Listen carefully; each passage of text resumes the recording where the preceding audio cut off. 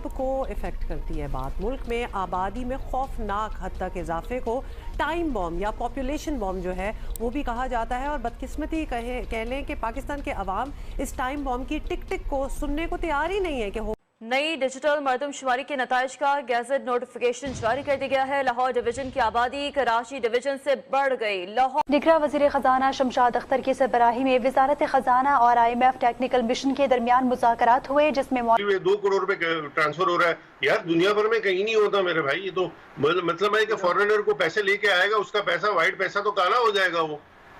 हसन निसार साहब, हम जहाँ देख रहे हैं दुनिया आगे बढ़ रही है, पाकिस्तान में भी इस मुतल्लिक आगाही आ रही है कि मर्द ख़वातीन एक साथ पढ़ रहे हैं, काम कर रहे हैं, लेकिन फिर इस तरह की सोच सामने आना, तो आपको क्या लगता है इसका सलूशन क्या है?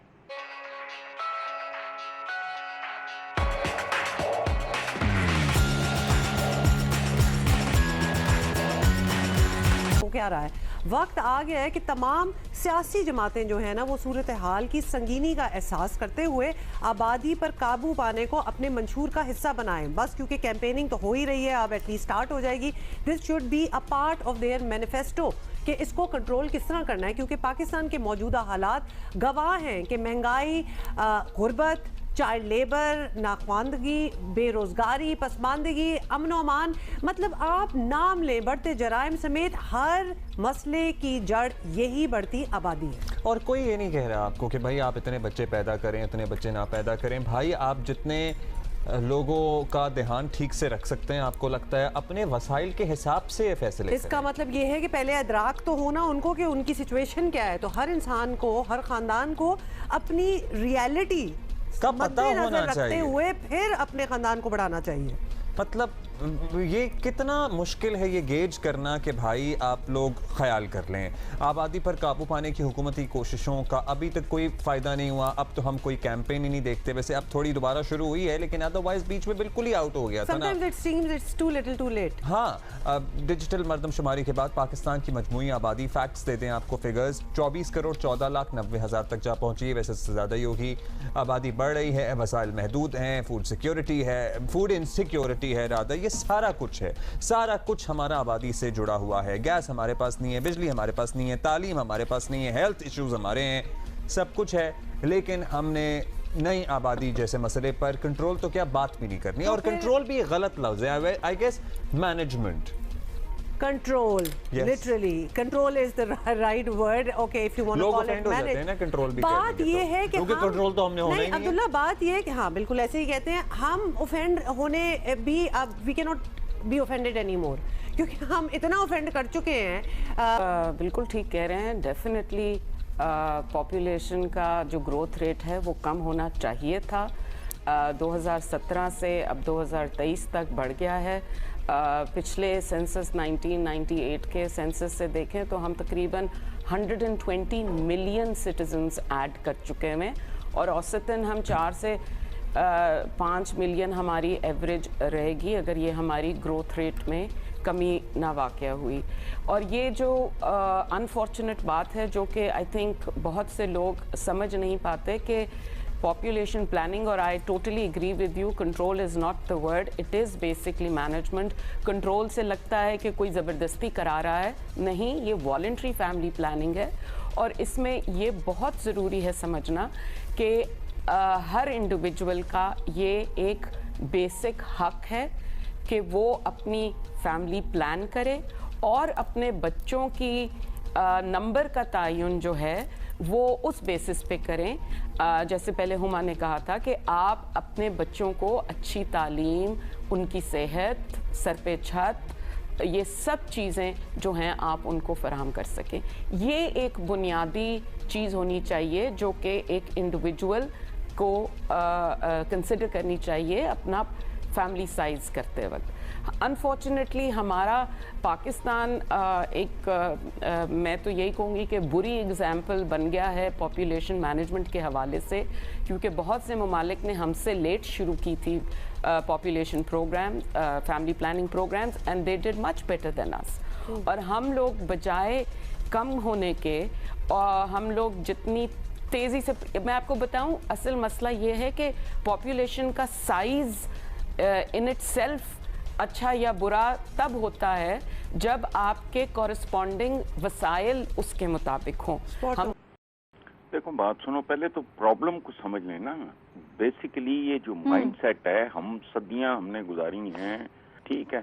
ज्यादा ये होता है कि बंदा एक पर्टिकुलर फील्ड में जाता है, उसमें तो वो ठीक है, उसकी स्पेशलाइजेशन एक्सपर्टीज, बाकी का नहीं पता। ये माइंडसेट मलूकियत के बाद आया है, मलूकियत खिलाफत के बाद आई, जो बादशाहत की मकरूह तरीन शक्ल थी। खिलाफत के बाद मलूकियत, और मलूकियत का माइंडसेट ये था, और उसके पीछे वजह ये थी कि आधी आबादी को बैक जुम्बश कलम उज़्वे मुअत्तल में तब्दील कर दो। हाफ ऑफ योर पॉपुलेशन, मोरलेस यही होता है ना जी। औरत 50, 49%, 51%, यही रेशो होता है। अच्छा, मुझे एक बात बताओ कि अरबों तुर्कों में औरतें जंगों में हिस्सा लिया करती थी, लड़ने के लिए भी, और बहुत सारे जो काम, नर्सिंग कह लो, जो भी कह लो, ये काम बुरके पहन के करती थी, पर्दे करके करती थी। खुदा का खौफ करो। एक डायमेंशन और, ये बहुत कॉम्प्लिकेटेड इशू है। देखो, ऑक्सीजन जिंदगी के लिए, उसके बाद पानी है, उसके बाद खुराक है, उसके बाद सेक्स है। हुक्म है हमारे यहाँ कि बेवा की शादी जल्दी करो। अब यहाँ कोई खातून 30, 35, 40 साल की उम्र में, अल्लाह ना करे, अगर बेवा हो जाए, ये मुआशरा कैसा है, कहेगा जी एनू कड़ी अग लगी सी। अब ये बकौल प्राइम मिनिस्टर आउटलेट नहीं है, बहुत अच्छी बात है, बड़ा सादा ध्यान आया भैया आपको, आउटलेट दो।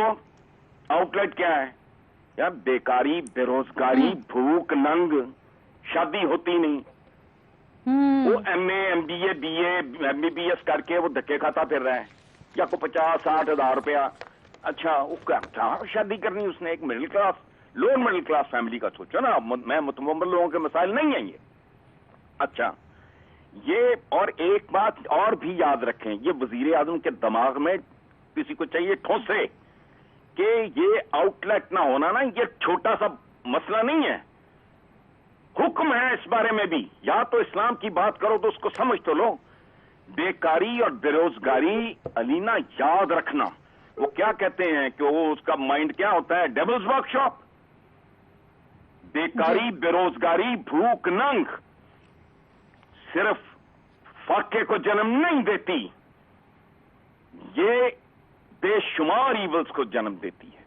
ये इंसान को हैवान की सतह पे ले आती है। तो आपने जो बात की ना काली और गोरी की, तो वहां भी तो बोले, वहां तो सफेद पैसा काला हो जाएगा। मैं तभी तो आपको कह रहा हूं कि बहुत सारे गोरे ऐसे भी हैं जो गोरेपन के क्रीम वाले गोरे हैं। आप लोग उनको कह रहे हैं कि वो हमारे मुल्क के अंदर इन्वेस्ट कर रहे हैं, और उन्होंने इतने $1 मिलियन हमारे मुल्क में इन्वेस्ट कर दिए। तो वो मुझे याद आया कि वो हैदराबाद के अंदर एक इदारा है गिड्डू बंदर, आपने सुना है? गलत मुंह से निकल गया, यानी गोरे वहां से आए हैं क्या? नहीं, मैं आपसे जानना चाह रहा हूं कि जब ROI नहीं, जब रिटर्न ऑन इन्वेस्टमेंट नहीं, जब डेप्रिशिएटिंग करेंसी, चलो आप कह रहे हो आपने एक जगह रोक दी, आप मुझे कैसे प्रूव कर सकते हो कि गोरा जो है वो आपके मुल्क के अंदर आके जो है वो 10 टाइम्स ज्यादा फॉरेन इन्वेस्टमेंट लेकर आ रहा है? वो तो बाइंग एंड सेलिंग कर रहा है। आप उस क्वांटम को किस तरह एक इंटीग्रेटेड नंबर बना के पेश कर रहे हो? मैं सिर्फ ये जानना चाह रहा हूं। आप नहीं, ऐसी कोई बात नहीं है। नवंबर में इटसेल्फ $35 मिलियन की इन्वेस्टमेंट आई। देखिए, इन्फोस जितने भी आए तो है ना।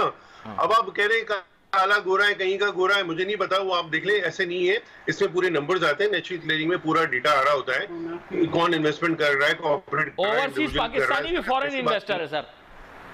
यार, अगर वो बाहर रह रहा है तो उसके क्या कसूर है? वो यहाँ के बैठ जाए। अगर वो है ना बाहर, अगर रह रहे, वो पैसे कमा के लेके आ रहा है ना सर, आपको तो पैसों से मतलब है ना कि डॉक्यूमेंटेड पैसा आ रहा है, तो आप क्या रिस्ट्रिक्शन करेंगे कि पाकिस्तानी है काला